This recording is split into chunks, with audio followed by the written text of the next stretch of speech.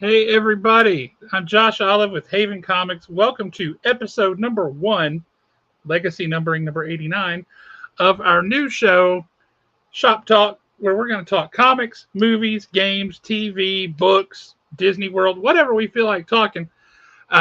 Sometimes we'll have a guest, sometimes we won't. Uh, we'll talk about that more in a second.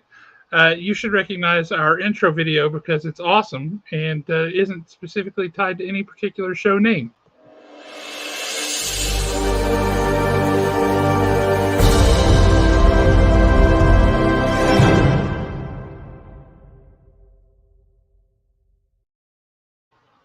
See, isn't that cool?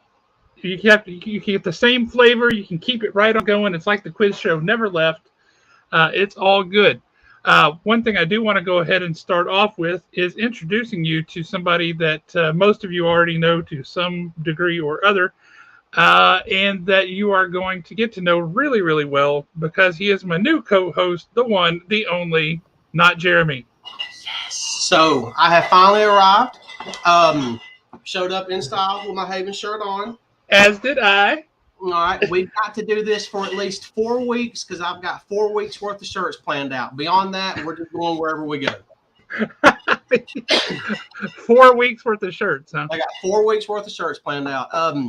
Do probably need to start out with a public service announcement. So we do. And here it is. I am a proud member of Gen X. What that means is I was born in '73, and what that means is my generation, we don't really care about your thoughts and feelings. So your pain and misery brings us happiness and joy. If I say something that offends anyone or makes them mad, please send all hate mail to nick@twobrothers.com. And if you, in the subject title, if you will put Alan is God with a little G, I promise you somebody's going to get back to you. And there's your public service announcement for the week. And yes, Nick, it's the cult. That is not what I was expecting to hear. Something else that I think we do need to address as a public service announcement. Guys, we had a guest lined up for tonight. One of the coolest dudes in comics. He is awesome. Love this guy. But he was having technical difficulties. He could talk to us, but he had no camera. And so he was just a round white circle on a black background. And while he would have been cool to talk to that way, it wasn't as great as we could hope. So we have had to reschedule Rob. Rob will be on with us on the 28th. So just a couple of weeks. We're looking forward to that. It's going to be awesome. The dude is amazing. Really can't wait to talk to him. Really exciting guy. So what say we pop over into the chat and see who we got with us tonight so far. Tots, we start off with, as always, with his hey, you guys. Speaking of which, I want to clear this up right now. This show is a pro Goonies show. We are fans of the Goonies here. Everybody not fans of the Goonies, no longer on this show. Yes, we had to get rid of him. He will not be coming back. The only thing we kept was the hat because that was the coolest thing about him. The hat was pretty cool, I have to say. Yeah, I like that. And our guest, who we were going to have on tonight, who will now be on in a couple of weeks, that dude, he wears a similar hat. So maybe we'll just have Rob on regularly. That way we still get the hat, but we get somebody who likes the Goonies. I used to wear a hat, but you see what it ultimately ended up doing to me. So I'm hoping that was the hat's fault. Yeah. One of the main reasons why I come on this show is I noticed that Jeremy got like sickly skinny while he was on your show, and I'm hoping the same thing happens to me. Dude, it hasn't worked for me. Well, maybe inadvertently you're sucking our calories from us through YouTube. Maybe that's if that's the case, then this is our new permanent alignment.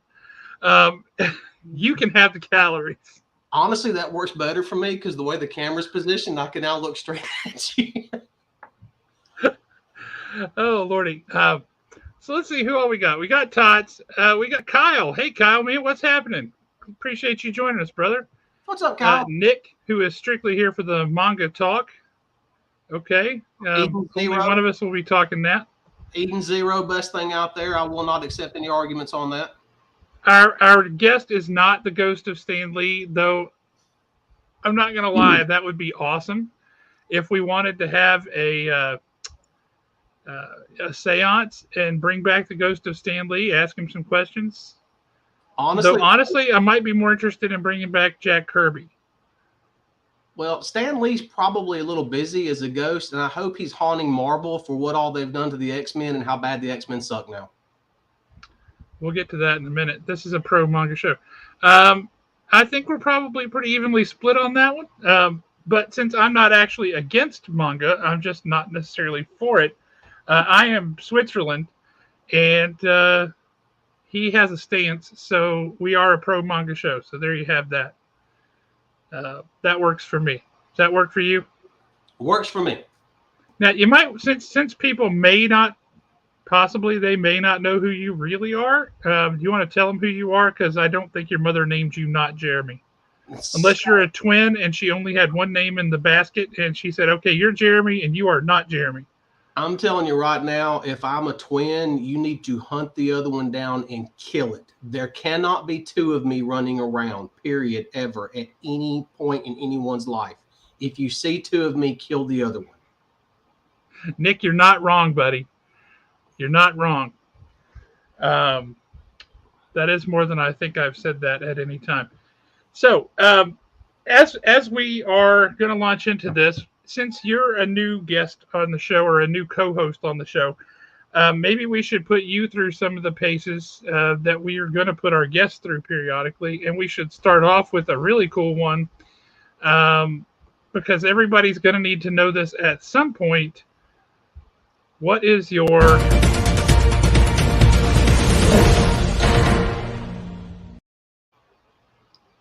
origin story? What is the origin story of Alan Breedlove? How did you get to be a nerd? What was your first taste of nerddom that you said, "Ooh, I need more of that"?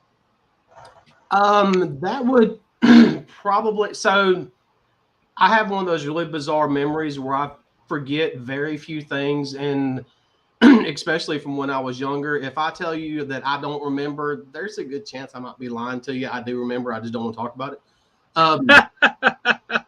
So Interesting. So my dad was from backwoods North Carolina, and we would go to North Carolina every year. And for those of y'all that are familiar with Highway 72, where you end up in on 24, where you turn to go to Chattanooga, Yep. the Alabama Tennessee state line fireworks stand, big massive white building. It was a gas station. It used to be so nice, tons of fireworks, and they had a spinner rack in there. And whenever we would always stop there to get gas on the way up there, and I would go check out this spinner rack. And I've got the book, not the original book. I ended up tracking down the copy because I've lost it over the years. Two of the first comics that I ever remember buying would have been right around Justice League of America, I think about 181. It was the issue that had the like Empire State Building and had Starro on top of it. And then the follow-on issue was the issue where the miniature Starros were on everybody's face. Yeah. And now this one right here, very few people watching are going to understand this. I see one person on here that might actually get this other than you. The second comic book that I ever remember reading, and for some reason it still to this day holds a special place in my heart, would be Crystar the Crystal Warrior #1. Really? Yep. I actually remember having the action figures for that.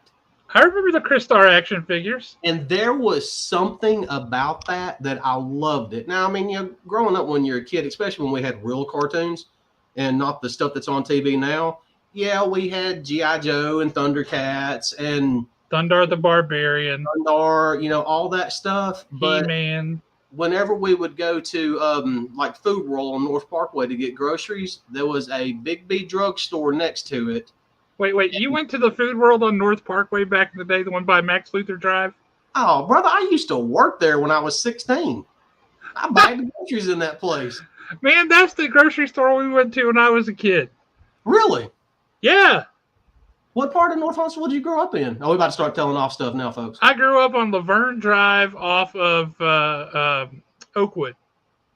Okay, so if you would have come up to Blue Spring and taken a right and started headed toward Winchester, I grew up on the last street on the right, which was called Powell Drive, and that was one street past Medeiros. I grew up in the hood. I mean, that's all there is to it. I was up in the ghetto. It was great. It was great. Yeah, we loved it back then.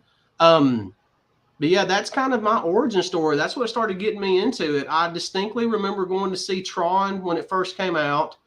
I distinctly remember we were actually on a family trip in Oklahoma. I can't remember exactly how old I was, but I do barely remember going to see Star Wars in movie theaters when it first came out. Wait a minute, Daniel. You're from the same neck of the woods we're from? This is hilarious. All the cool people grew up in Huntsville.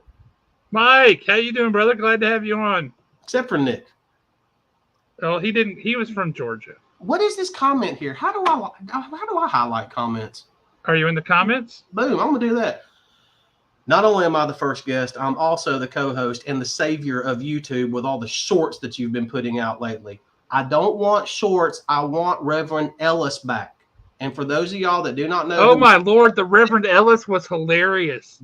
When we are done tonight, go to Two Brothers YouTube page and watch the Reverend Ellis video. I need more of that in my life. That reminded me of Brother Love back in the day on wrestling. You know, I gotta say, yes. Reverend Ellis needs to make a comeback because that was absolutely purely hysterical. I told Dustin flat out, I said, dude, when your wife realizes you cut up one of her good sheets, you're in trouble. Everybody's going to pop on here from someplace in North Huntsville. That's hilarious. Highlands was over off of Maston Lake, wasn't it? Or was it Grizzard? Highlands. I remember the name. I think Highlands was over off Grizzard, yeah. So let me ask you this, since we're talking origin stories. You're from North Huntsville. What's the first comic book store you ever went to in Huntsville? Tattooed Lady. Tattooed Lady. Which location? The first location I ever went to was, crap, what was the name of that mall? You know, there used to be that mall on North Huntsville that had JC. You mean the mall? Yeah, like the mall, because we were. Yeah, that's all it was ever called. It was the mall. It was the only one in town for the longest. Yeah, I believe that was the first location I ever went into. Because there were, if I remember correctly, I think there was. No, you're all good, Mike. Brandy, hang on a minute. Brandy White. Speaking of people growing up in North Huntsville, she lived on the same street as me, and she's awesome. Love her. But yes, when I first started going to Tattooed Lady, they were on the corner of Oakwood and the Parkway, in the same shopping center where Kroger was. Now Kroger moved across the street, and it's a Big Lots. Yep, and then didn't at one point they were. Didn't they have like that funky little whatever it is? It's at the corner of Oakwood and Pulaski Pike when you kind of go down the little hill into the parking lot.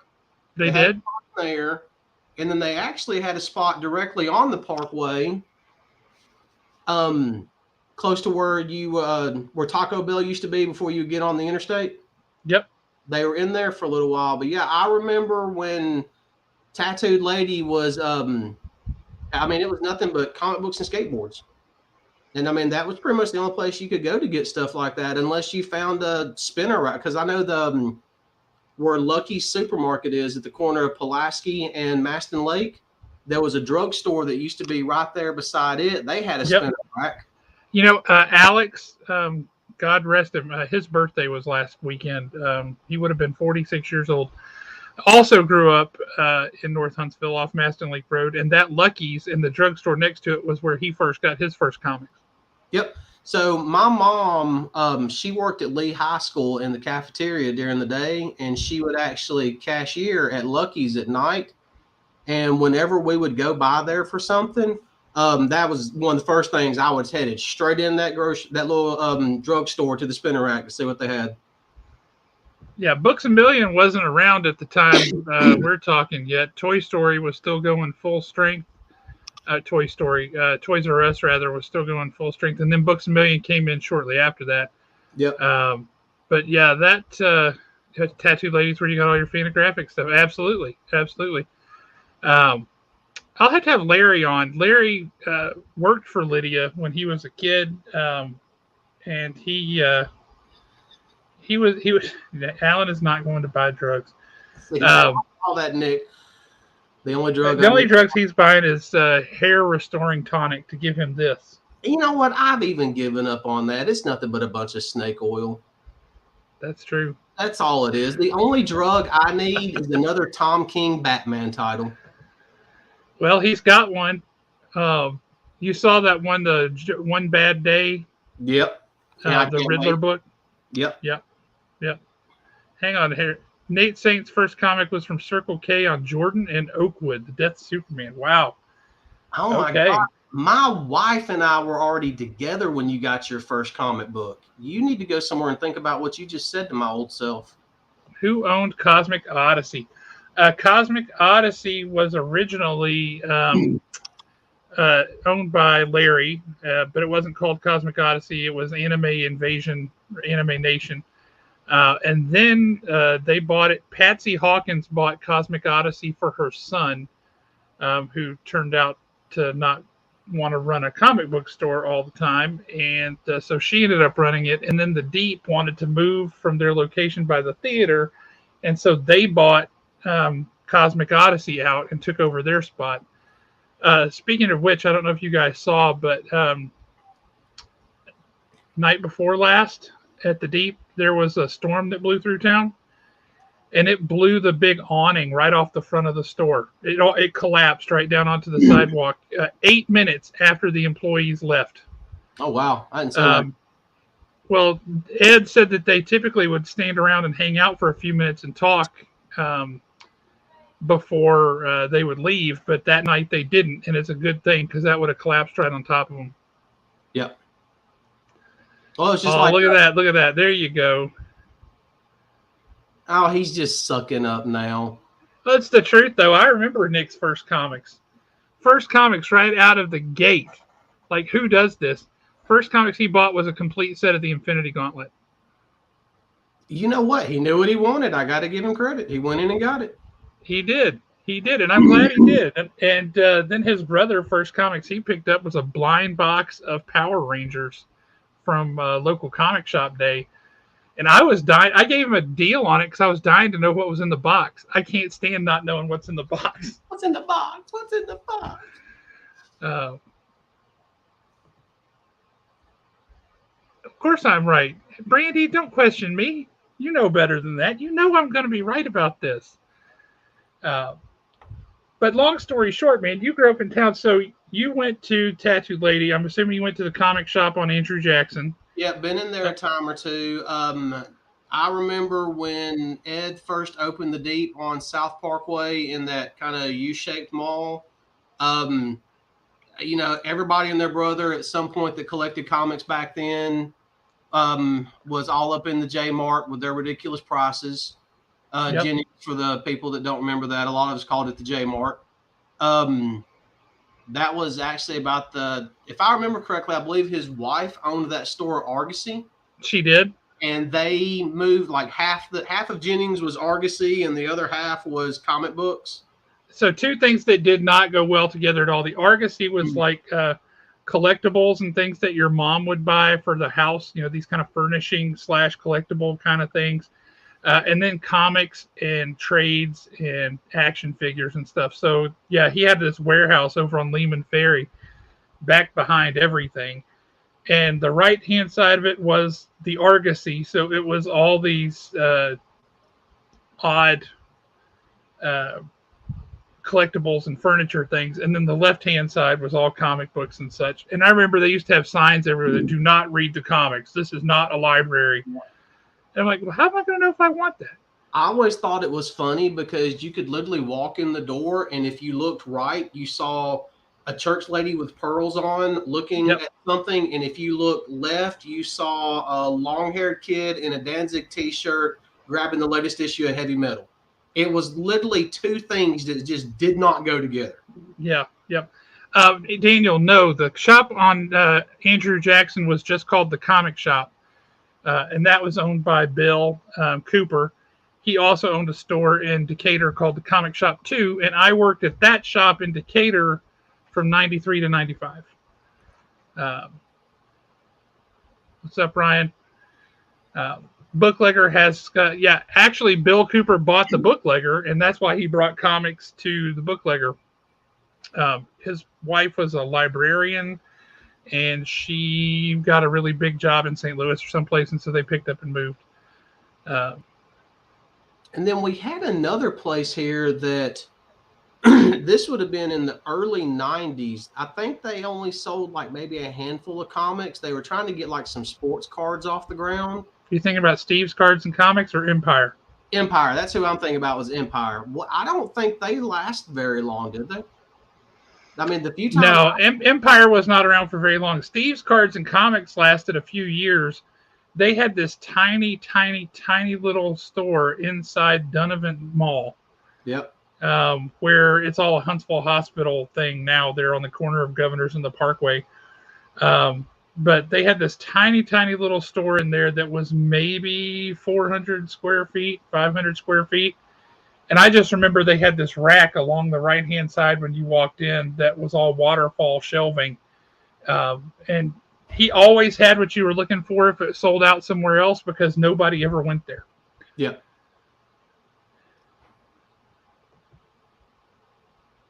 I didn't know that. No, that's clue. Awesome. Huh. Very interesting. Yeah, I'll tell you one that got me, and I'm probably the only person that actually cares about this, but it blew me away. So, talking about getting to know me, this is one that only people that I really work with actually know because it's how I spend my time goofing off when I do get time to goof off at work. I will watch 10,000 ghost videos on YouTube just to see if I can find one that I'm just kind of like, oh, well, there's a possibility. I love trying to figure out how people fake videos like that. There's one particular YouTube channel called Nuke's Top 5. The guy puts out some of the best videos there are because he literally, he's cool about it. Here's my top 5 videos for this time frame. Is it real? Is it all just an elaborate hoax? That's his little tagline. Well, we will need to bring back my buddy who does all the ghost hunting stuff. He shoots video, and he was a guest on the quiz show once. He loves to talk this stuff. We'll have to bring him back on. Well, supposedly this guy that runs Nuke's Top 5 is actually from Huntsville also, which shocked me because he has got a massive following. Well, that wouldn't surprise me at all. Nate, the one you're thinking of is Comic Corner, and it was right next to where Papa John's is. It wasn't quite down there where the old Kmart used to be. That is now Academy Sports and an Aldi, and they're about to put Books A Million in there. Books A Million is moving down there. But yeah, that was Comic Corner. That's actually where Alex used to work. I don't know if you knew that, Alan, but Alex used to work down there. Him and Richard worked at Comic Corner, and then Comic Corner, their rent got jacked up, so they picked up and moved down to Charlotte Drive, next to the little tiny library branch that was down there, and renamed themselves Rocket City Collectibles, and they lasted for like 7 months. So the backstory on Comic Corner is Comic Corner actually got started when I was probably around 13, 14 years old, and it's actually how Jennings, it was a part of Jennings. What it was is a gentleman named Kim King started Comic Corner inside of Jennings because at that time, all Jennings did was like sports cards and memorabilia. Yep. So after, I don't know, for whatever reason, after several years, Kim moved Comic Corner out of Jennings and onto the spot onto the Parkway. Well, 3 other guys actually ended up buying into the store, which ended up giving the store 4 owners. So over, I want to say the course of maybe another year. That's what we call a recipe for disaster, by the way. Yeah, and it's about to get recipe for disaster is about to get even worse. One of those guys was in the military. So when he shipped out to move somewhere else and knew he was not coming back here, I ended up buying him out. So I was one of the 4 owners for a while, and this is where it gets even worse. You remember that time? Oh, it was like Shakespearean level disaster. You remember that time in all comic book stores history where the only thing that kept them afloat was Magic the Gathering cards? Unfortunately, yes. Yeah, and then you had Marvel with what all they did with Heroes World. That was pretty much the kiss of death for us, and there was no choice but to sell. And by that point, I had, four owners. It doesn't really matter what your ideas are, what you want to do. I was so disenfranchised with it. I was like, just do whatever y'all want to do. I don't even care anymore. And that's when they sold the Keeney? Yep. Okay.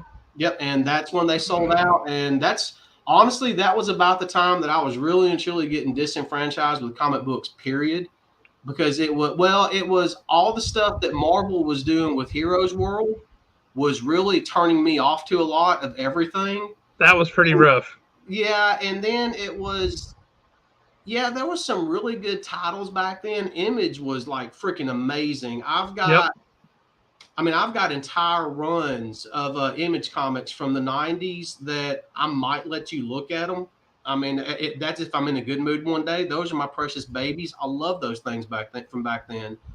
And then after that, it was just kind of, life happens. You're out on your own and everything. And, well, let's see. Do I pay rent? Do I eat? Or do I buy comic books? Well, I kind of need to pay rent and eat. So, and then over the years, I would just kind of pick up here a little bit here and there. And sooner or later, should have bought into some Dragon Ball Z cards. You know what? You're right. I probably should have. But you are not going to believe what I found at the house the other night when I was going through some stuff. I've got one complete set and almost a second complete set of remember the Marvel Masterpiece cards from 92, 93? Yeah, very well. I've got a full set of them. Yeah, I was like as excited as I could be when I found that. I was sitting there looking, reminiscing, a little tear in my eye, whole 9 yards. This is a great question, Nate, and I have my reasons why I think this. But I'd be curious to hear what anybody else thinks first. Because I'll tell you, when Haven first opened, there was the Deep, there was the comic shop over on Andrew Jackson. Comic Corner was still around at the time. And we were the fourth store in town. Now, we were the only one in Madison, but we were the fourth comic shop. Within 6 months of us opening, Larry opened back up Anime Nation or Anime Invasion, whichever one. It was called one for a short period and the other for longer. And then there were a couple of other stores that people opened up. At one point, within a year of us opening, there were 7 comic book stores in Huntsville. Over time, that dwindled down to 2. And it was just us and the Deep left standing. Then there was a couple more have come and gone since. But I would be curious what other folks think. I mean, I can tell you the really for real reasons why I think we're still around. But also there are some more intangible kind of reasons. What are your thoughts? What makes you think, Alan, that we would last at all? So, and this is literally based on personal experience. Actually, I think that's a great question, by the way. It's not like, okay, you know what? I can say whatever I want to say as long as I keep it clean for at least the next 30 minutes. I'm not a fan of the Deep. I'm really not. I go into the Deep and I feel like I need a shower after I leave. That's just we're not going to bash. We're not going to bash on anybody. I'm not going to bash the Deep, but whenever I've gone in there in the past, I don't feel like there's anybody I can really talk to or relate to. But literally the first time I walked into Haven, Justin was there. And I mean, we sat there and we talked for like 20 minutes. The next time I went in, Alex was there. And Alex and I sat and talked for like 20, 30 minutes. I mean, at Haven, it's more of a community. And it felt more like friends and family than it did actually going to, somewhere else. You're just going in and it's just a business transaction. That's literally the way that it feels at the other place. At Haven, it's more community than anything else. I mean, it's like I'm hanging out with my friends. When Tom started working on Friday, because I love going in on Fridays. There's a reason why I love going in on Fridays. It's mainly because the store's empty and I can go in and it's just kind of, breathe for a second before I go home and start my next round of madness. But with Tom working on Fridays, with him taking over that, it was the exact same thing. I can go in, I can hang out, we can talk about whatever for 10, 15 minutes. It's more community than anything else. Well, I'll be honest with you. That's what we wanted when we first created Haven. Me, Matt Cuthbert, and his wife Jennifer. We were like, we want a place where we can hang out and talk about nerd stuff, and nobody can kick us out. Mm-hmm. That pretty much meant we had to own it. So we made Haven as a place where people could come and hang out, and that's what we wanted. And, you know, I'm not trying to bash the deep. It might just be a different clientele, especially now that I'm older. I just, you know, that whole Gen X thing, I really wasn't joking. I mean, your pain and misery brings me happiness and joy.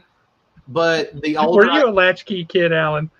No, I wasn't a latchkey kid, but I was definitely the baby of the family, and I was catered to a lot, which was glorious, and I'm not going to deny it.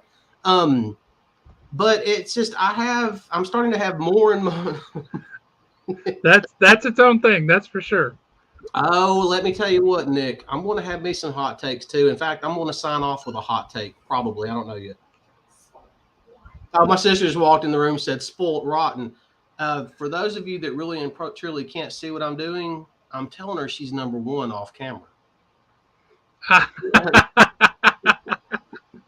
That's awesome.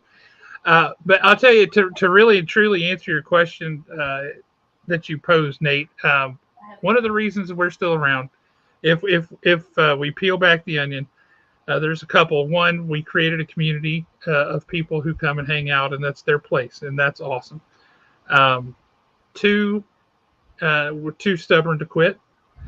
And three, really honestly and truly, one of the reasons that Haven has been able to survive is because I had another job. I wasn't dependent upon it. If I were dependent upon it, I would be a lot thinner. True statement. But it's a labor of love, and that's why it is the way that it is. We love it.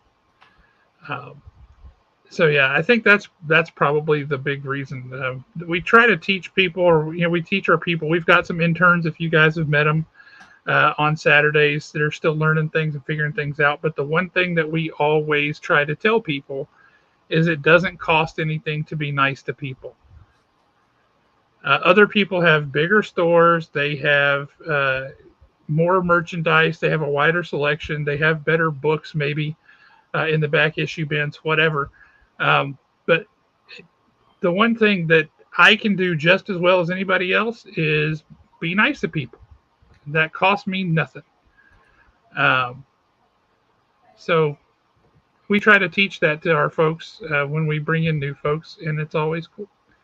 Me and Kyle, we would love to have you on sometime. We'll get you scheduled. Come on and talk some nerd stuff. That would be awesome. We always like talking this stuff. So we got really off track here with your origin story. Yeah, circling back to that a little bit. If you had to pick one comic book, like your house is going up in flames, you can only save one book or maybe one run of books. What are you going to save? Yeah, that's really hard to answer. And I mean, here's the reason being. So, yeah, I mean, I'm always going to have that nostalgic feeling of Web Spider-Man #1. I'm always going to have that nostalgic feeling of, some of the older Justice League that I have, stuff like that. My G.I. Joe #1, yeah, I would definitely, it would be in consideration. I don't know if I could save just one. I might end up just getting frustrated, sitting right down and just start crying and not save any of them. Like it's all gone, and it's only like one small portion of the house is smoking. I'm like, we've lost it all. This meteor came through the roof and burnt up my comics. Yeah, just took. God dang it. There was one particular run, and it wasn't even a run. I think it was like a 4-issue miniseries from way back in the day that DC did. It was called The Weird. Yeah, I remember The Weird. For some reason, I loved those 4 issues. I don't know why. So that is interesting. So if I had to choose, I might actually go in and snatch The Weird. Yeah, speaking of things that you like that are not my cup of tea, but you love them, I picked up a Pinhead #1 this week just because it made me think of you. Well, you know what to do with it. I'm not telling you what to do, but you know what to do. You don't have one already? To be honest with you, I would have to look. I don't know if I've got one or not, but if I do, I'll definitely take a second one. And Not cool, Nick. what? Not cool. Well, So frustrating. You know That Marvel Comics 1000 Humberto Ramos cover that has Mickey Mouse on the cover. Yeah. His first appearance on a cover of a Marvel book or whatever. Those were really hard to get. I thought you had one. Oh, I have one, but mine's a 9.6. His is a 9.8. Gotcha. He always likes to rub that in. Well, just remember, your G.I. Joe #1 is a 9.8 and mine's a 9.0. So, Nope, mine's a 9.6 because, like an idiot, I sold the 9.8 thinking, I don't care if it's a 9.8 or a 9.6. I should have kept that 9.8. I feel like an idiot. Yeah, you probably should have kept the 9.8 and sold the 9.6. I probably grabbed my Absolute Hush hardcover. Hey, ain't nothing wrong with that. People in the chat, what would you keep? What one book or what one run of books would you keep? See, I have a hard time. I have always in the past said that I would grab my box of G.I. Joe comics and I would save that. What I have learned is I can replace those G.I. Joe comics. I have found I can get G.I. Joe books, so that's not as horrifying to me to lose those as it might have been. Man, I look at it and I think the one that I would probably rescue, if I can get it out of here, would be this one. Yeah, that would be a good one to rescue. You can laugh at me if you want to, but you know what I would probably end up saving? Believe it or not, I have got some first editions of Anne Rice's The Vampire Chronicles, and I love that book series. That's probably what I would save. Well, I'll tell you why I would save this one. Has nothing to do with the actual book itself per se. The interior art is by Alan Bellman. Alan Bellman is this awesome artist, phenomenal guy. I got to know him thanks to Nate Owsley, the guy who does the slab stands. He met him at a show. He put me in touch with him, and I emailed him trying to get him to come to the expo. And he messaged me back, all caps, because he was 90-something years old. And he literally was 90-something years old. He messaged me back, and then he said, call me. Here's my phone number. I'm like, okay, I'll call you. That's awesome. Hey, what's happening, Chris? So I call the guy, and we talked forever.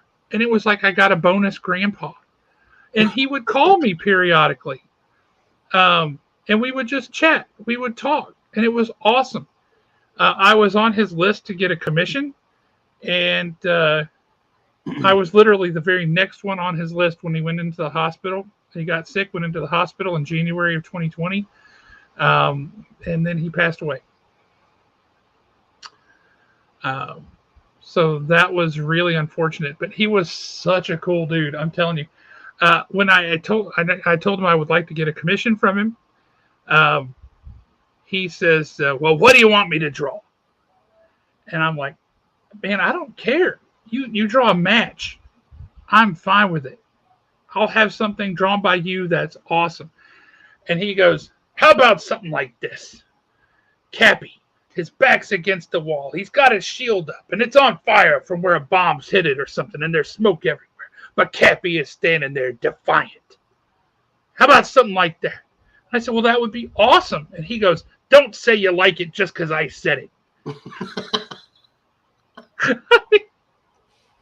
He's like the coolest dude in the world. Cappy. Defiant. Oh, man. And he always called him Cappy. Always. Never Captain America, always Cappy. It took me a while to hunt down a book that he did, but he started doing art for Captain America in 1942 when he was 18 years old. Wow. It was insane. We actually have one copy left, I think, of his kind of autobiography memoir up at the shop. But a super cool dude, super nice guy. He left when he stopped doing the Captain America stuff. He went into doing the horror comics of the 50s. Mm-hmm. And then when the Comics Code shut all that down, he went into commercial art. And he just kind of disappeared for 40, 50 years. And then this guy is writing a research paper about him. And he's talking to somebody who knows him and says, wait, that guy is alive. And he's like, are you serious? I would love to talk to him. So he talks to him. Alan Bellman finds out that there's still people out there who think that he's cool and who want to meet him and are interested in his art. And so he goes to a convention where he gets very politely mobbed by a whole bunch of people. And he's like, cool. So he starts going to a lot of conventions. He's this tiny little old 94-year-old dude or whatever. He's wearing like blue slacks, a red shirt, a red, white, and blue tie, and these American flag striped suspenders. And this is the other thing. His wife, we go to a show. She dresses as Wonder Woman. Very modestly, mind you. She's 80-something years old, and she's in a Wonder Woman getup with the tiara and the bracelets on her wrists and a cape. Like the cutest couple in the world. And they would go to conventions and stuff dressed as Captain America and Wonder Woman, or in his red and white blue suit and as Wonder Woman. So yeah, I regret to this day that I didn't meet him sooner, that I wasn't able to get a commission from him. But I was able to get that book. And it's like having a bonus granddad who was a really cool comic book artist. And we talked on the phone for several hours over the course of a couple of months. He would call me, I would call him, and we would just chat. And it was very much like having a bonus grandpa. He was super cool. That does sound cool. Speaking of cute old couples walking around cons, you said that, and I got to tell off on myself for a second. So when we were standing, I believe it was that Sunday afternoon just before Huntsville Pop Culture shut down. And I know what you're talking about, yes. Well, probably not. When Jim Starling come walking up, and I can't think of the lady's name that was with him. The inker, yeah. Yeah, you were talking to her, and Jim Starling come walking back over. Now, let's paint the picture for a second. You've got Josh standing right here. You've got her standing here. Jim Starling is here. I'm standing right here. And what nobody realizes is I was terrified to talk. If you really? I did not say a word because all I could think about was... I just thought you were being polite. No, I wasn't. Inside, I was like, oh my God, it's Jim Starling. Oh, but the man destroyed half the universe. I love him. You know, that's all I could think about was Jim Starling. I couldn't speak. So I just stood there, just like a child. You know, I mean, I'm a 49-year-old child. I'm just standing there, or 48-year-old child. I'm just standing there. Oh my God, it's Jim Starling. That's how I thought you were going to talk about when the voice actors for Pinky and the Brain came up. No, that actually happened just before I got there. God, that was so funny.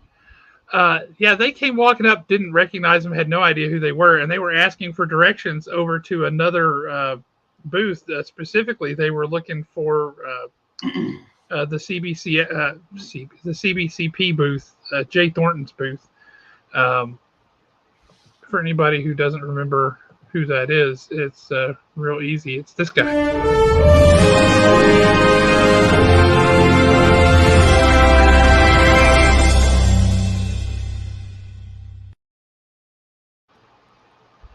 But yeah,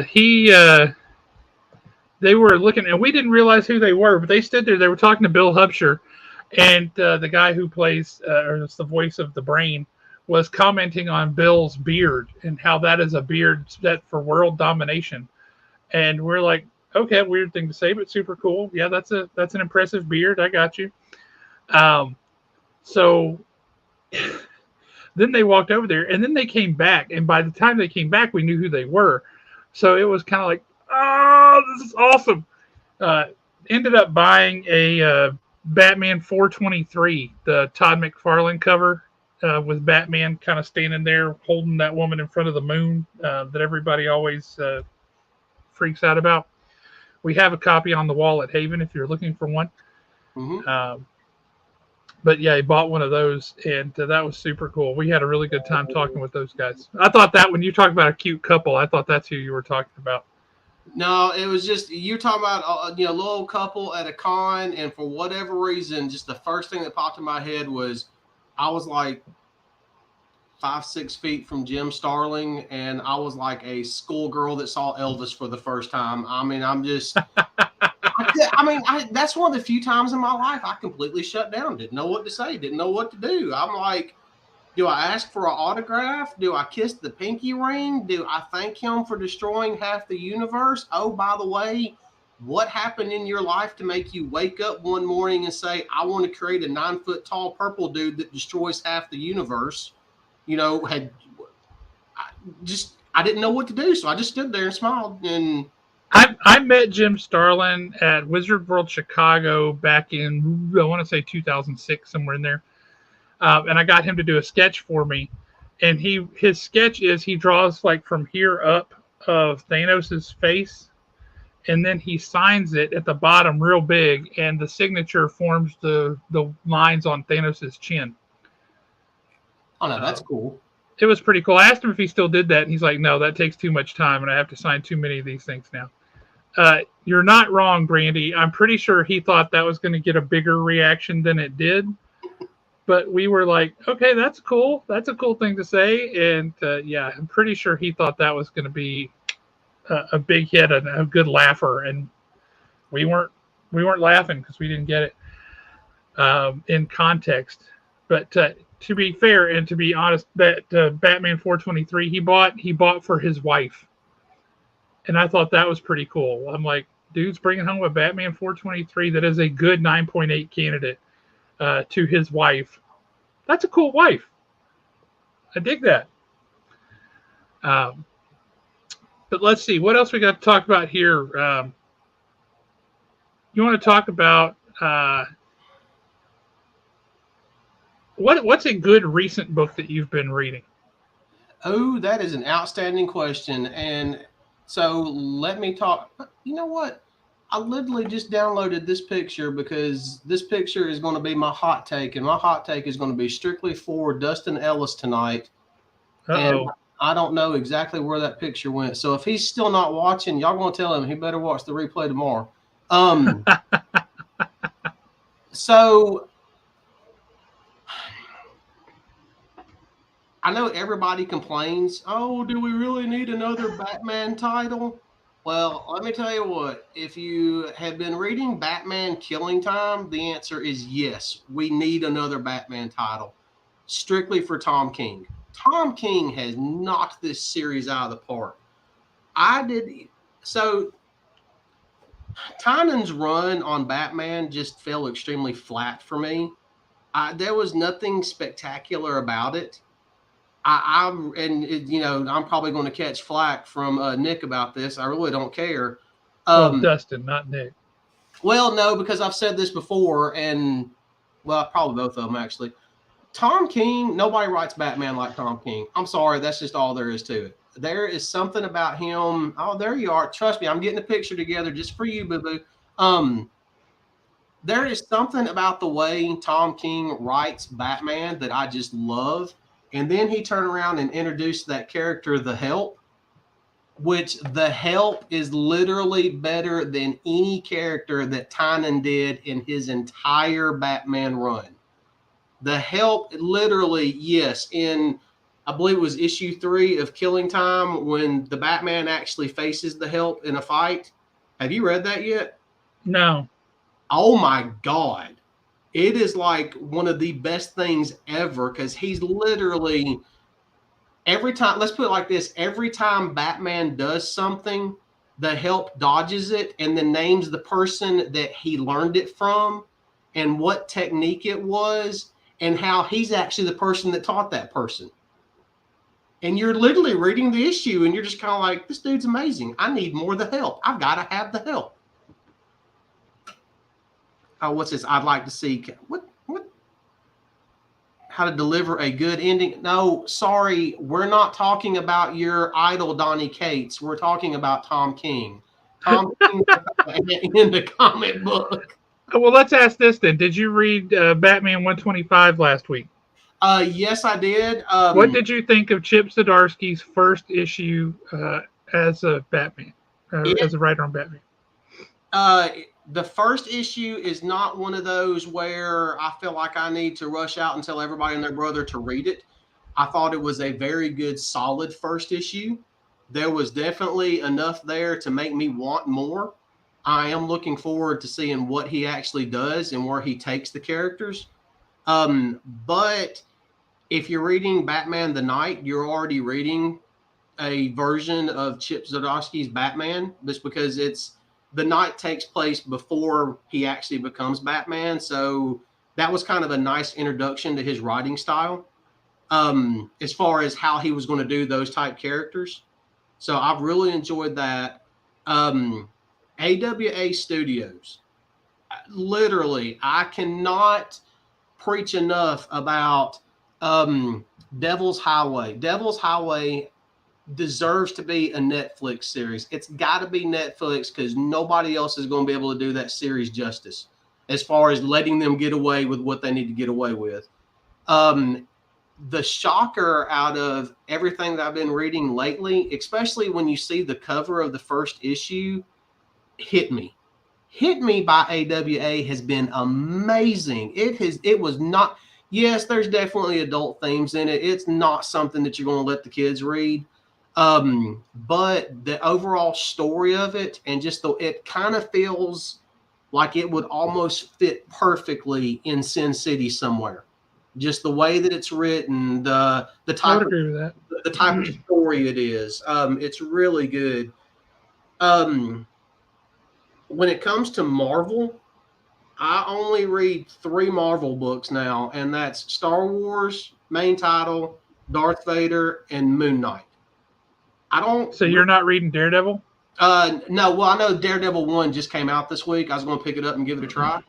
But I find that really funny because Chip Zdarsky was already writing Daredevil, and yet they were like, "Oh, let's start a new series. Let's just start it over with a new number 1." That made 0 sense to me. That said, it's an awfully beautiful book, and Chip Zdarsky writes Daredevil very, very, very well. Also, one of the 2 brothers here, Stillwater. If you want a good horror book, Stillwater is creep-tastic, and it is a great book. See, I love a good horror book, but I totally missed the boat on Stillwater. Just completely and totally missed the boat on it. You know, there's these things called trade paperbacks. Yeah, I know, but for some reason, I can't force myself to read one. I don't understand why. I mean, I've got tons of trade paperbacks at home that are 20 and 30 years old and still look brand new because I never cracked them open. I don't know why. I believe it. Now, did you read this? No, I did not pick that. Did that come out last week? Yes. Yeah, no, I did not pick that one up last week. I didn't have a ton of time last week, so I literally ran in and ran out. Dude.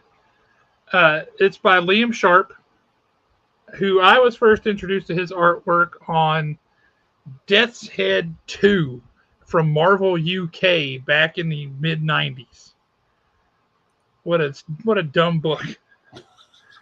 But his art was really, really good. And so I followed him ever since then. He wrote this as well as drew it. It's Arthurian legend set in space with some other weird stuff going on. This is a very interesting book. It's I think 6 or 8 issues. I'm really curious to see where it goes. But really good book. Very highly recommend Starhenge if you guys have not yet read it. There's one that AWA is getting ready to come. I don't know if it came out this week or if it comes out within the next couple of weeks, but it seems like it's got a really good premise. It's called Sacrament. Yep. Hang on, Nick's telling a joke. All right, what's the difference, Nick?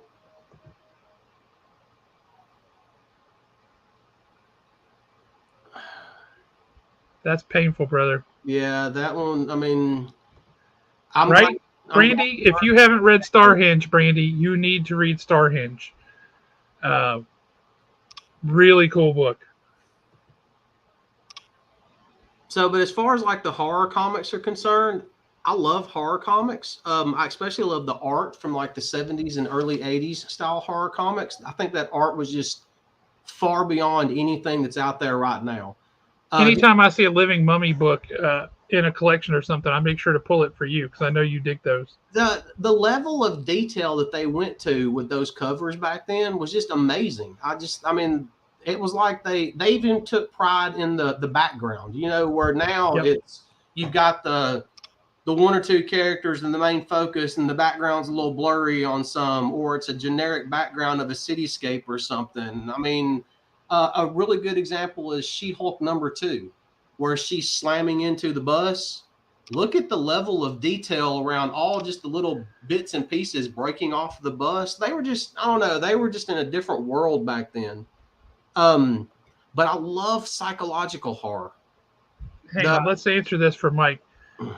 Mike, this is the first time I've ever read anything that Liam Sharp has written, and I agree that the pacing is a little off.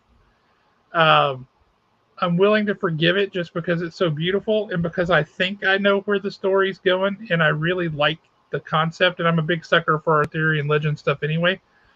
Um, it's a limited series. I might give it. I might pick it up and read it in a one fell swoop. See if that helps any.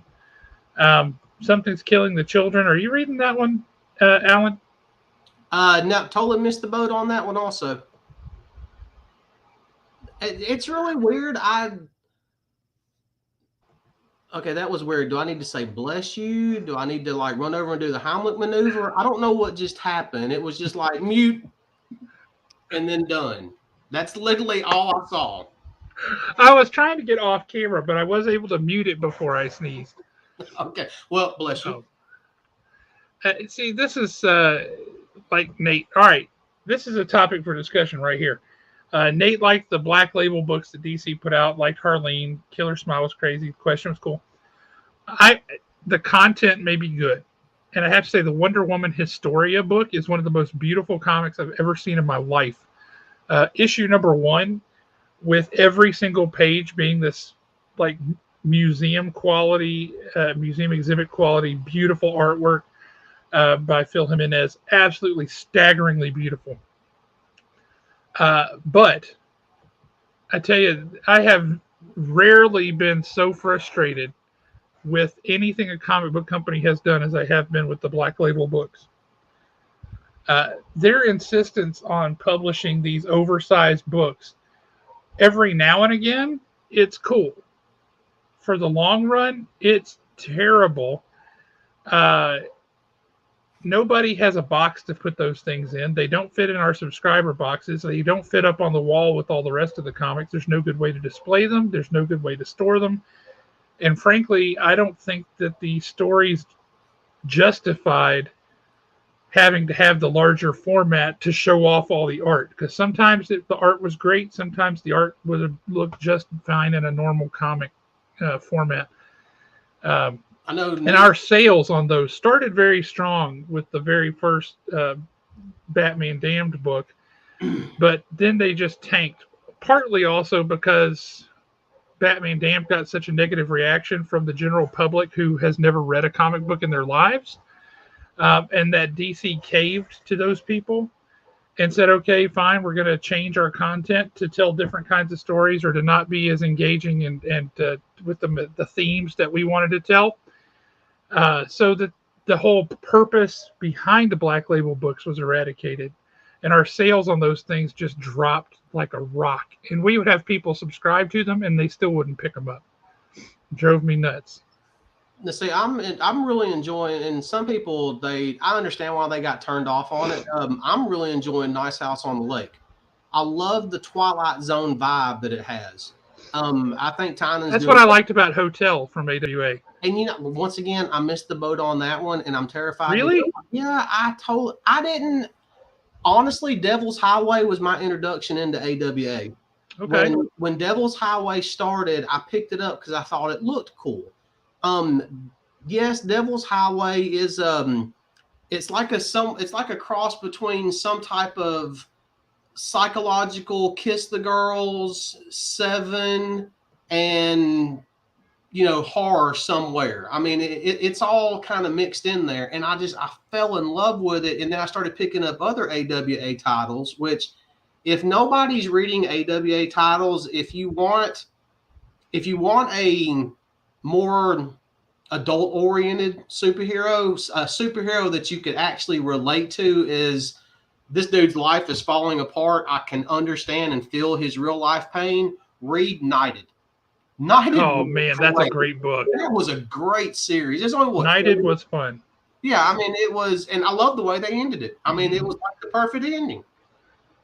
I agree with that. That's how you know Donny Cates didn't write it. Exactly. Donny Cates has really and truly. I absolutely loved God Country. I thought God Country was perfect from beginning to end, and I was so excited to read more of his stuff. And then it was like I would get 2 to 3 issues into whatever else he was reading and couldn't finish it.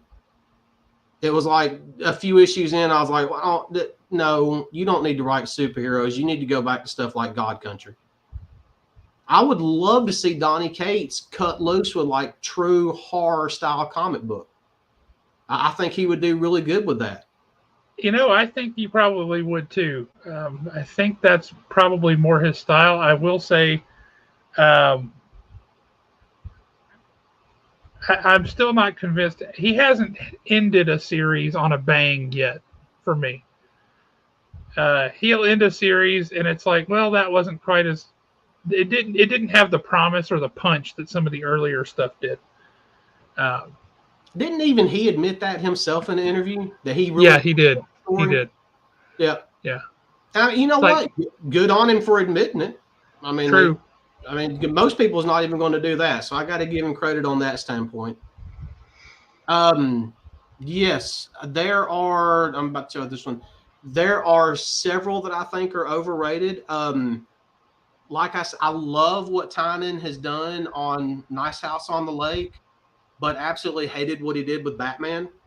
I mean, I didn't hate what he did with Batman, but I just thought that it was extremely overrated. I thought what he started with on Batman on his run was an interesting premise that really kind of finally acknowledged that Gotham was a character in the book as much as anything else. And it started there, and then it just kind of fizzled. That concept never went anywhere, and I really wish that he had revisited that and kept that going, because I thought that was really interesting. And it really come across as he was trying to introduce too many new characters at one point. Well, I don't think that was his decision. I think that was an editorial mandate. You think that was because? Oh man, they were like, "Hey, just introduce a lot of new characters. First appearances of characters are selling, so just start introducing new characters left and right." And I think that he was like, "Okay." Yeah, and it's not going to hurt my feelings any if Punchline is never mentioned again. No, we could just. I will say, somebody said the other day that Miracle Molly is the coolest villain that's been created in a comic book in the past 4 or 5 years, and I'm thinking that's a big claim. That's a massive claim that I'm going to have to disagree with. Yeah, I don't see it. I mean, I'm not a big fan, but I mean, literally Null. I mean, Null was a pretty good character. You got it. I'm not a big fan of him, but it was still a good character. Like I said, read Batman Killing Time. You're going to fall in love with the Help. I mean, I'm like, give us a Help miniseries. Just give me a miniseries of him and his backstory. Okay, speaking of characters and miniseries, Azrael is getting his own miniseries. I'm cool with that. Coming back from nowhere. Poof, he's got 2 at the same time. Are you excited about that or non-committal? What are your thoughts? It's like everything else. I reserve the right to hate it.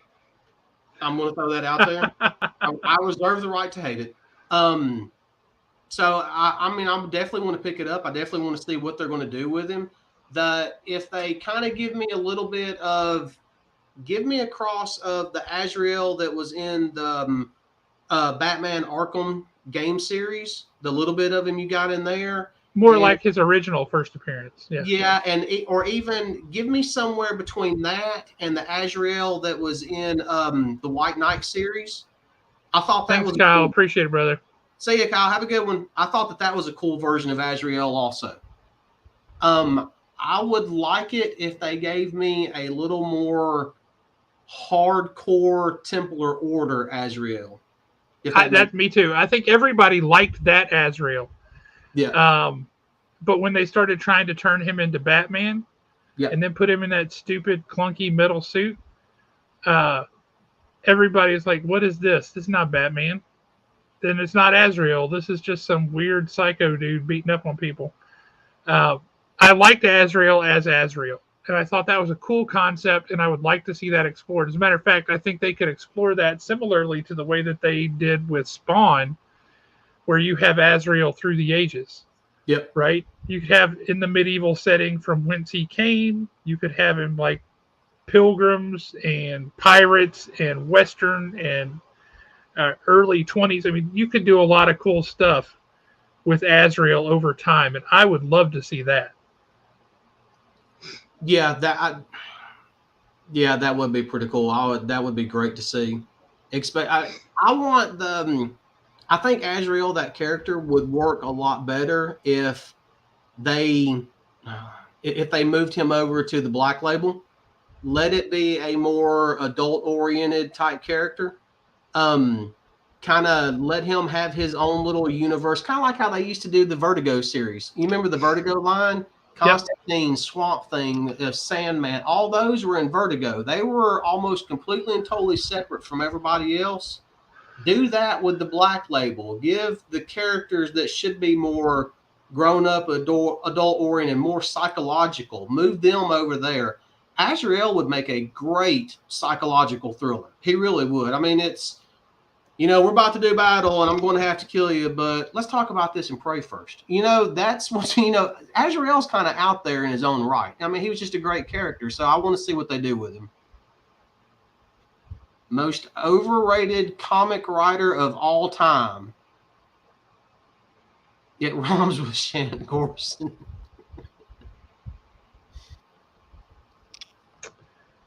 See, now there's a question. Why have I never pursued writing comics? At one time, I mentioned earlier that I ran the comic shop in Decatur for Bill Cooper back in 93 to 95. At one time in that window, a small group of us were looking at doing our own little comics universe.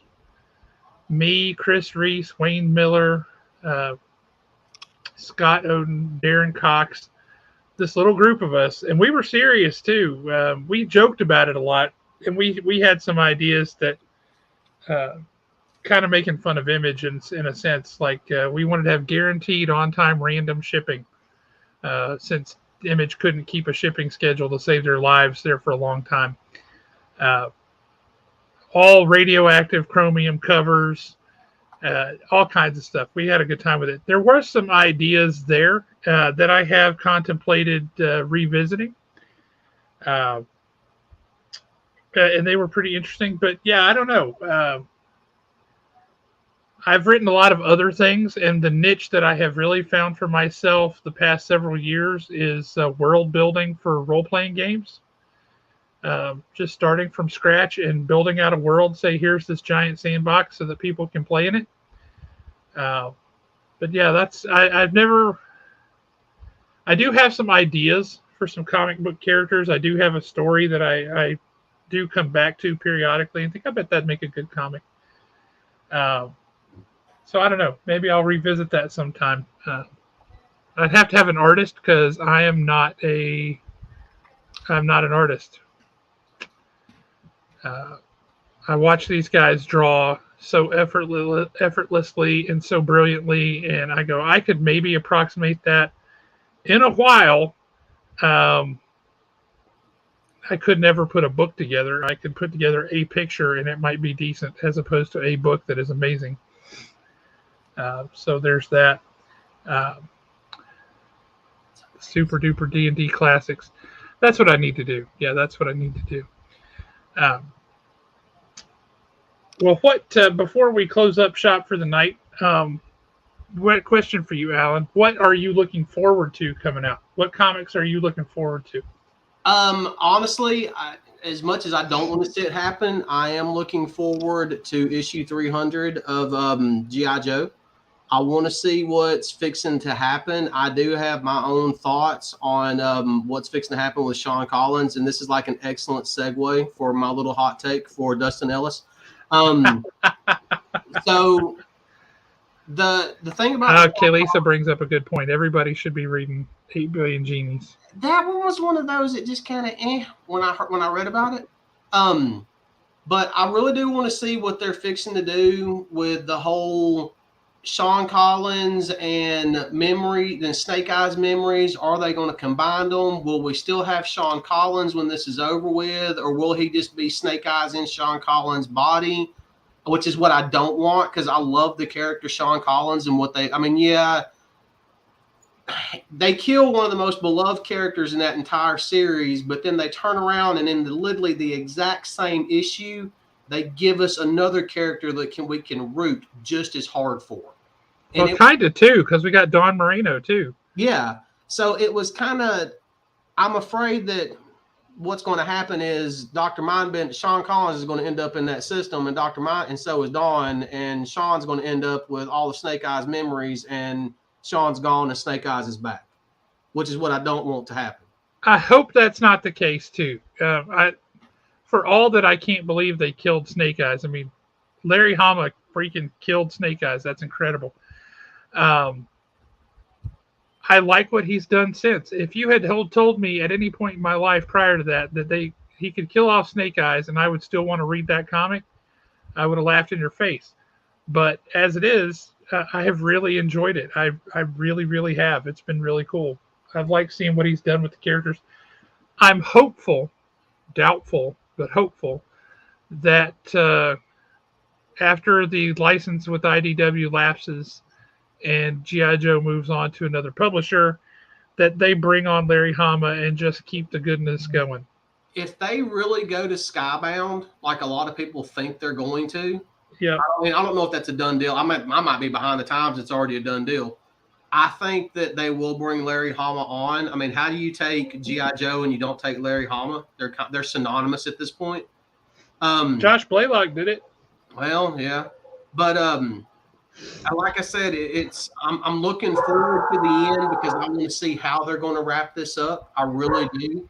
I've enjoyed it. Have you read the new issue yet? I believe it's $2.95. Not yet. I've got that on my pile to read. Okay, so I'm not going to spoil anything for you, but I am going to tell you that there's one particular panel where Scarlet does something, and it's not what she does, it's what she says. I almost fell out of my chair. The way that it was worded was absolutely perfect. Bill Fisher and I were actually talking about it through text message. I've never read one particular line in a comic book that flat out made me happy.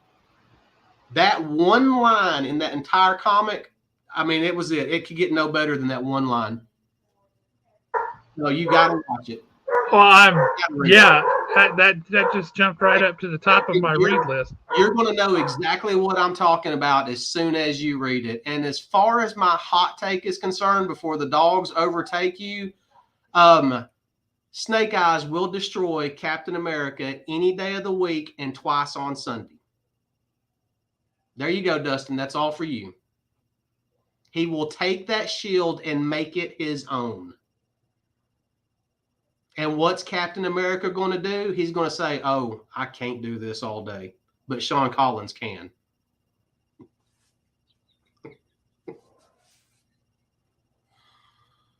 You're still muted. Oh, unless you're talking to somebody else. No, somebody has stopped with their dog in front of my house, and their dog is in the middle of my yard.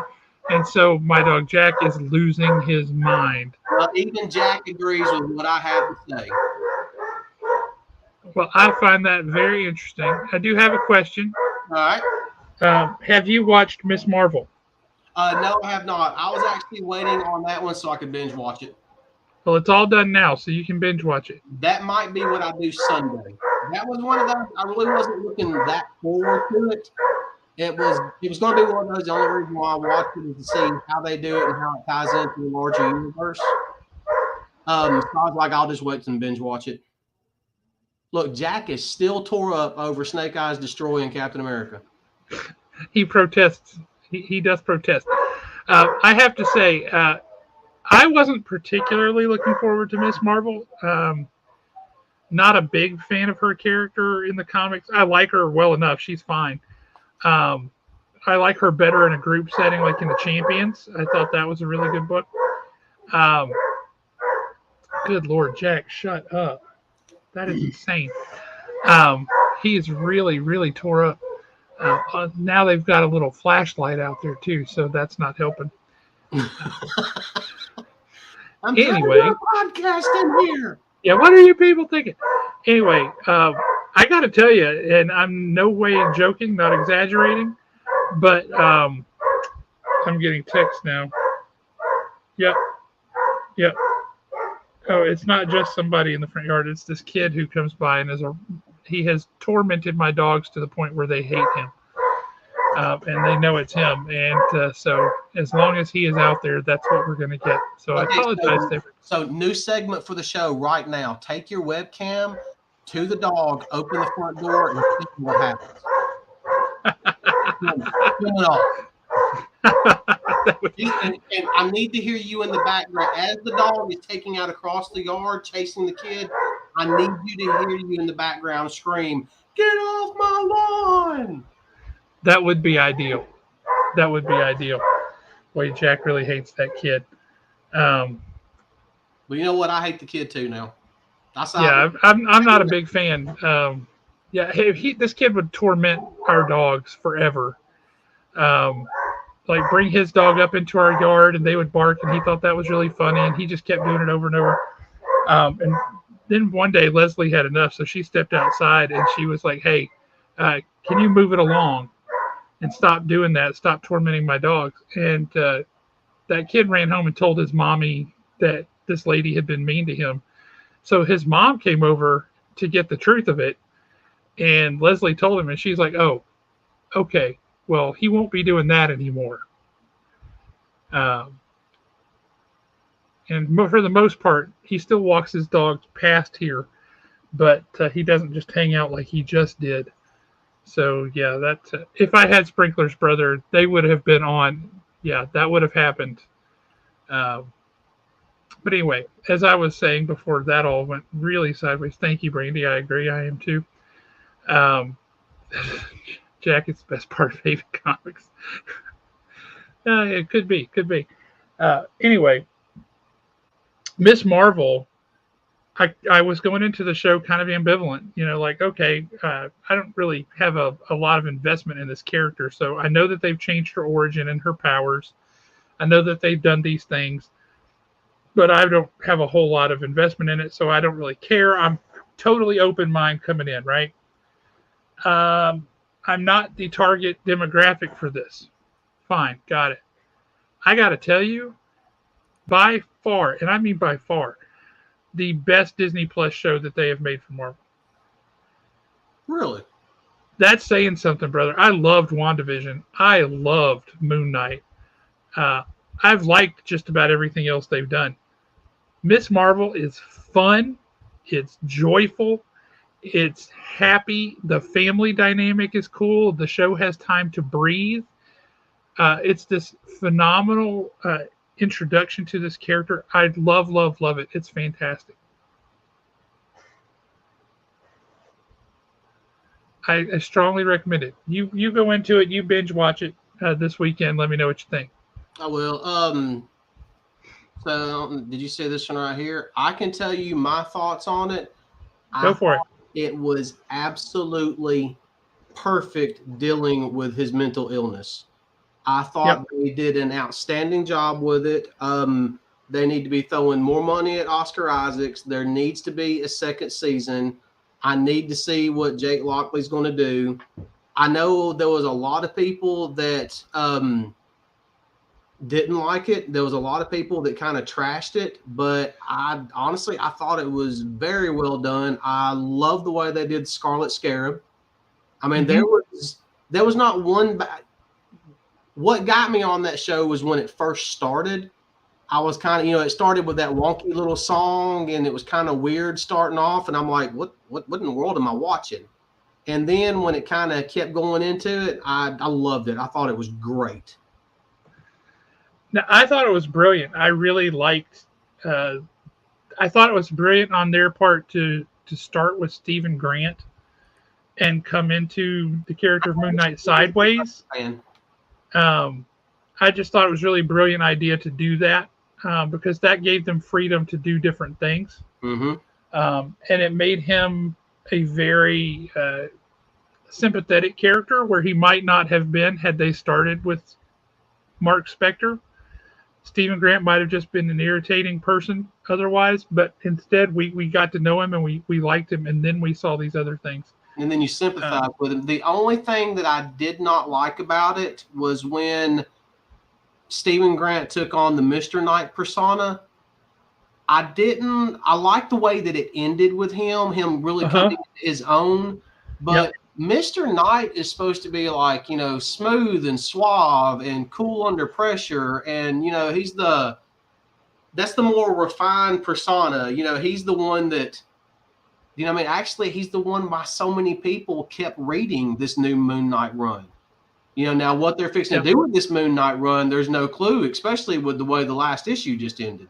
That curious to see where that goes. Yeah, that one I was kind of like, whoa, hang on, wait a minute. All right, give me don't do this and string me on along for a month. You got to give me 2 issues back to back. This was big news right here. I need more. I need it now.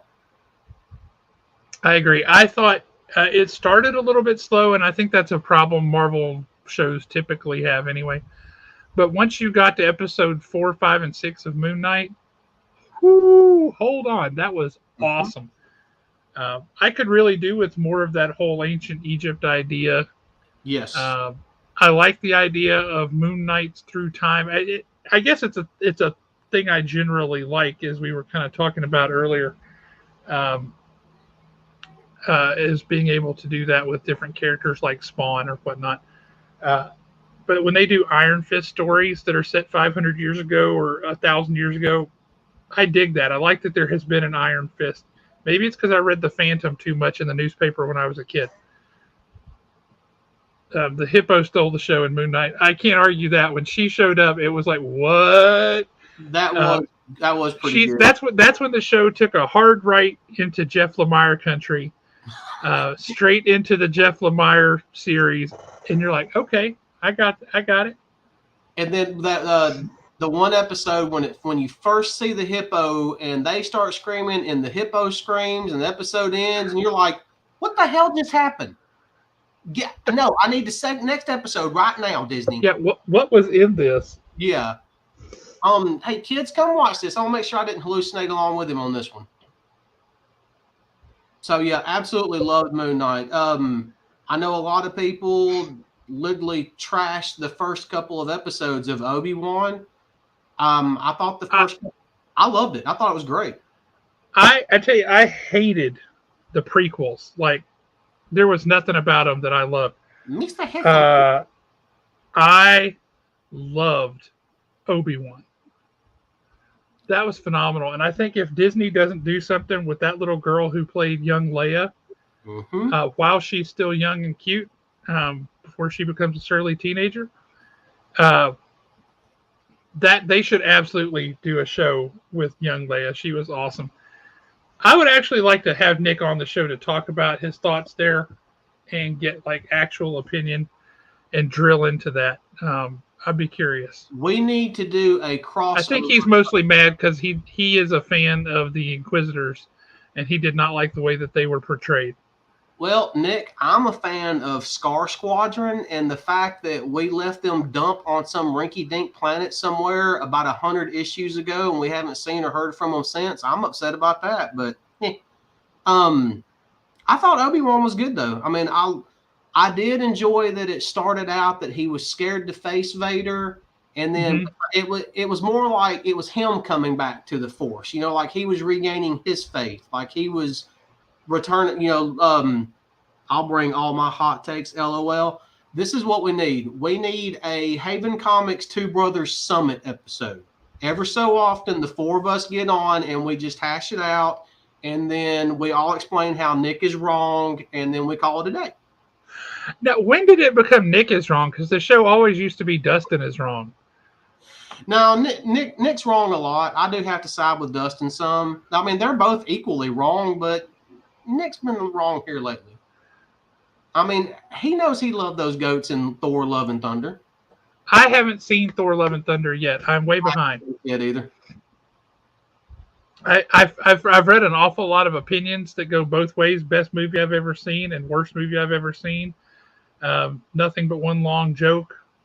Lots of fun. I've seen the full gamut of reviews, and so I need to see it and judge for myself. Now, I will agree with Nick on this. As far as the Inquisitors are concerned, I don't know her name, but the lady that played Third Sister. Moses Hogan? Yeah. Not Hogan. Moses something. She did an absolutely fantastic job with what she had. The problem is she did not have very good writers to work with. I think the writers failed the Inquisitors on this. She was amazing with what she had to work with. I think the writers failed the character.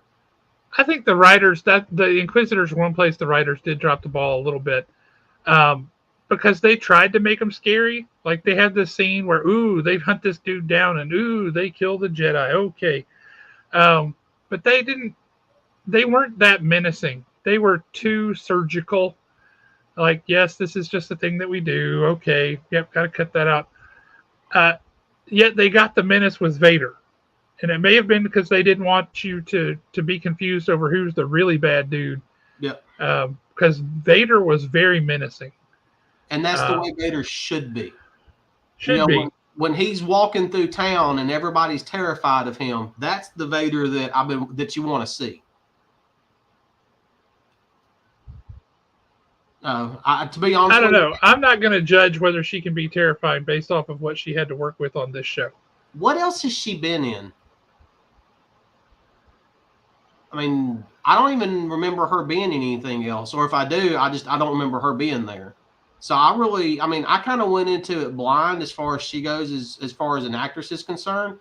Like I said, I think she did a fantastic job with what she had to work with. She just didn't have much to work with, and that's the writer's fault. You know, I'm one of those type, like, I don't blame Jared Leto for what he did to the Joker.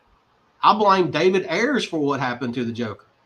I blame Jared Leto a little bit for what he did to the Joker because he was apparently just an absolute jerk to everybody because he thought he had to be in character the whole time. And well, I'm going solely on what I saw on the screen. Yeah, but I think he brought that to the screen too. I didn't buy it. I didn't care for him at all. He looked pretty suave, but he wasn't. He didn't have the kind of crazy that made me think that's a person who will do anything. It was more of a very calculated kind of a thing, and it didn't. I was like, whatever, it didn't do anything for me. He was more of the gangster version of the Joker. I think he was the Mr. Fix-It of the Joker. That's right. Yeah, I think his biggest problem and what held him back and what really hurt him was he was having to follow up Heath Ledger's Joker. That would have hurt anybody. Yeah, you can't follow that up. And I enjoyed the Christopher Nolan Batman series. I'm not that big fan of them. I don't think I think on some level they are overrated, but Heath Ledger's portrayal of the Joker was absolutely amazing. I mean, that was the epitome of that entire series. I 100% agree with that. So, Nick, you watch this back over and you look at some of the little nuggets that I've thrown out over the course of the past hour and 30 minutes. I've thrown some hot takes out there for you, brother. I really have. Nolan's overrated. Tynan's overrated. X-Men suck. What else you want? I mean, I can keep going. I will say we didn't talk about it, but boy, the X-Men right now sure is a mess. I loved House of X and Powers of 10. I thought they were fantastic. And it's Powers of X in this house. Powers of X in this house. Okay, well, Nobody goes to the store to buy Tin Men. They buy the X-Men. Okay, but I will say this, and I think we're probably in agreement. House of X, Powers of X, wow, did some brilliant things, right? It made it possible so that everything is canon, and yet they are bound by nothing. They can do what they want, go where they want, tell the stories they want. Had Marvel just continued with a Hickman X-Men story from that point, instead of, hey, this was really cool, throw everything at the wall, I think we could have had something amazing. And instead, it was just a conglomeration of mess all thrown together, and some of it would kind of halfway work and some of it didn't. And then they would make changes, and then they would make changes to those changes, and then they would cancel this book and bring this book. And now it's unreadable to me. We still got folks who get all the issues, and I don't know how they're doing it. I mean, God bless them, but it's unreadable to me. I just can't keep up with it. It's too much, and it's confusing. It honestly, and it was the same thing with me when they started that whole with Amazing Spider-Man. I don't know what they did, but all of a sudden we had 47 different writers in 1 month, and then Spider-Man is now a social media influencer, and it got so bad I couldn't continue reading it. I had to drop it. I was like, yeah, I'm done with this. And again, not to bash anybody, because that's not what we're about, but John Romita Jr.'s art style is not my favorite, but certainly the character that he is least suited to draw, in my opinion, is Spider-Man. Spider-Man should be fluid and flexible, and John Romita Jr.'s style tends towards stiff and stocky. All of his people look that way, and he does something, I don't even know how he does it, where he achieves this kind of a two-dimensional look where people are kind of like around the edges, they're like folding up. It's weird. I don't get how he does it. And then his Mary Jane is supposed to be a supermodel. The Mary Jane he draws is not that. I think part of the problem is, especially for collectors our age, Todd McFarlane spoiled us with his art style on Spider-Man and the way he did things. We were spoiled for a long time. He was never my favorite. Todd McFarlane was okay, but he was never my favorite Spider-Man artist. There was a discussion earlier today about this, and if I had to go back and pick one artist who really was like, that dude can draw Spider-Man in any way, shape, fashion, or form, and all the people around him, for me, that's Ron Frenz. Ron Frenz is incredible. Okay, I gotta look that one up. That one he did that one. Like that cover of Spider-Man 252, the black suit. Yeah. And all through there, that's all Ron Frenz, and he's amazing. That may be the case, but he's not my favorite, and we're talking about my favorite. Josh has got his hot takes too. Just be ready, Nick. Let's see, what else have we not covered? We've covered a lot tonight. We have, considering that our guest had to bail because of technical issues. I got a little nervous when he bailed because I was like, oh my God, what are we fixing to talk about for an hour? But let me tell you what, that hour turned into an hour and a half, and it blew by. It did. Well, guys, I think we're at a good place to wrap it up. We hit question number 10. It's all good. I actually think we asked more questions on the show tonight than we did on the quiz show. We probably did. But that said, I want to do this one time. Can I do this just one time? I got to. Yeah, go for it.